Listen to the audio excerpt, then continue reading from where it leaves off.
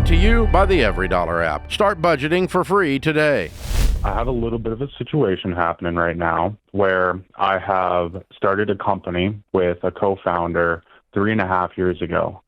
And from day one, we've had some disagreements, but throughout those disagreements, we've always been able to come to a compromise, and we were both very hardworking. Mm-hmm.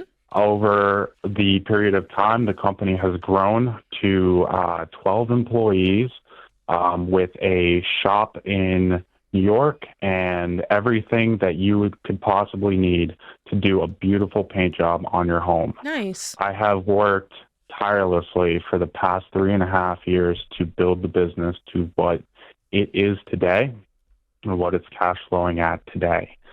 Now, these disagreements between my co-founder and I have come to a point where a lot of trust is lost. He's started other businesses within the same shop, taking resources from my business while simultaneously, anything from, putting wrong things at the paint store on other accounts, X, Y, and Z, sketchy checks that fraud were cashed in his other bank account. So fraud. Wow. Of six, we're talking $6,000. That's stealing. So he's stealing he's stealing from you. Yes, that's what that's called. It's called theft and fraud. I'm going to be hiring a very good lawyer. Good.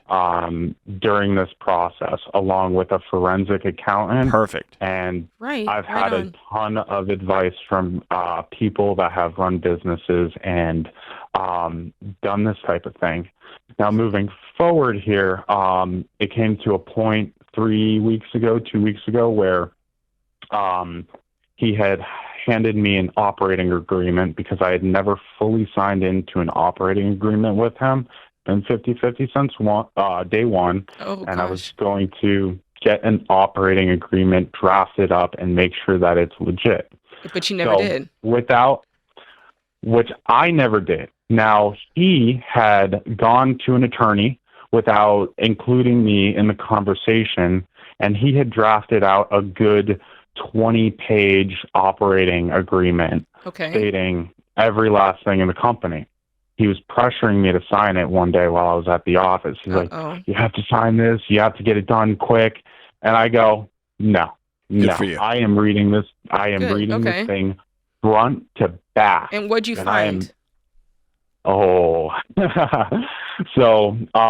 he basically, 10 pages deep within the document, he hid a clause in there where it basically assigned him as the executive manager and put me as just a member of the company. So how can we help? We see that he's duplicitous. We see like he's a nefarious fellow, but you didn't sign it. Great. So what can we do for you today?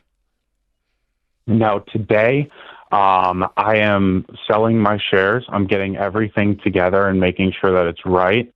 I did get him to agree to pay out fair market value on my portion of the company. Are you selling it to him? Been determined. I am selling it to him. Oh, wow. Okay. Interesting. Based on a fair market value of what my company is worth. So what will you get?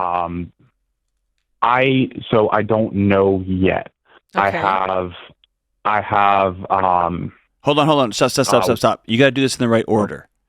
If you're hiring an attorney and a forensic accountant, wait till all that smoke clears before you accept an offer. Absolutely. Because you don't know how much money's been going out the back door, and you don't know what money is your business money that's used to buy other equipment for his business. You don't know how much he's taken out loans in the business's name to buy. Like, you have no idea how bad this is. And my accountant is working on this as we speak, gathering together all of the information. Listen, you've done the right things. Tell us what we can do for you today. So once I get this money, which should be anywhere from, I want to say, $300,000 to $600,000. What gap. Is going to be the? It is a gap because he's going low. I'm going a little high. Again, to John's point, you don't even know what you're basing it off of, and that's the hard part. So we can spitball with you and say, well, if it's $300, maybe do this, and if it's $600, maybe do that. But we are literally speculating. You'll have to do a net present value on the company. You'll have to depreciate all of the stuff you have inside. You'll have to take the building that you've bought. I mean, you have to. It's just going to be a nightmare untangling this. And by the way, the attorneys and the accountants, God bless them, have a vested interest in going through every receipt because they get paid every 6 minutes, right? And so, if you and him can shake hands on something or get, it's kind of like a real estate person for businesses to come in and do a net present value assessment and give you if you want to do that. But man, he's going to offer you something ridiculous. You're going to make up something ridiculous, but y'all going to have no numbers to actually base this off of. But somebody needs to come in and do an evaluation of your company, and y'all need to agree probably in some sort of settlement, some sort of like agreement. We're both agreeing that this is the person. And that person will do an assessment. We are hiring an assessor on Sunday. We're all going to meet together and determine the assessor to assess the business's value. Great. So let's pivot off of that, because I think you're doing all the right things. Let's pivot to your question, which is, what would you do with the money after selling your business, right? That's the real question here. What am I going to do with my life? Oh, your life. Okay. Let's get to that. My life, you tell me. What do you want to do? Do you want to open another painting business? You know how to run it. Absolutely then do that. Not. It is a nightmare running a business. No, it's awesome. You just had a bad partner. For me. But okay, so you don't want to do that. What do you want to do? I want to ski, and I want to paint luxury houses by myself out in a mountain town somewhere, and I want to invest my money in a smart manner.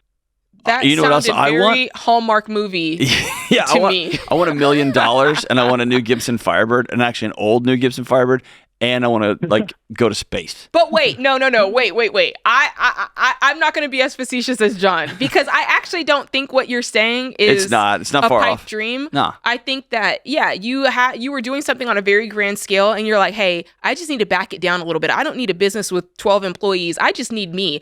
I'll go out and paint. I can make enough of a living for me to sustain my lifestyle, and if I can do that in an area that I love, someplace where there's mountains, I can ski in the winter, that would be great, right? Is that what I'm hearing?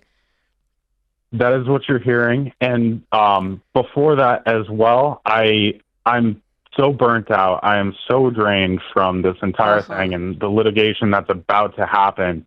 I'm going to take my ATV, put it in the back of my truck, and travel the entire United States, coast to coast, visiting all of my friends and locations that I wanted to. Well, now we're getting into John's world. Why? Is that a smart idea? No. Is that like... No.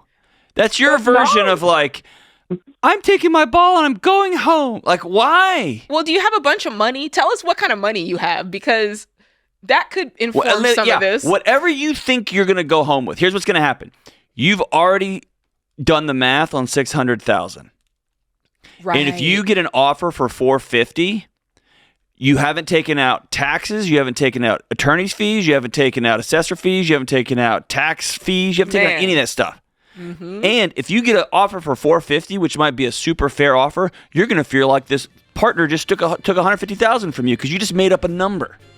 And so, dude, don't go visit your friends, take 2 weeks off. That's all fine and good. But bro, you can't cash out of life. And by the way, it's your right to be tired on the front end of this. It's fine. Just get through it and make good choices on the way through. Yeah. Beware spending money before you get it. Beware. Create your free every dollar budget today, the simplest way to budget for your life.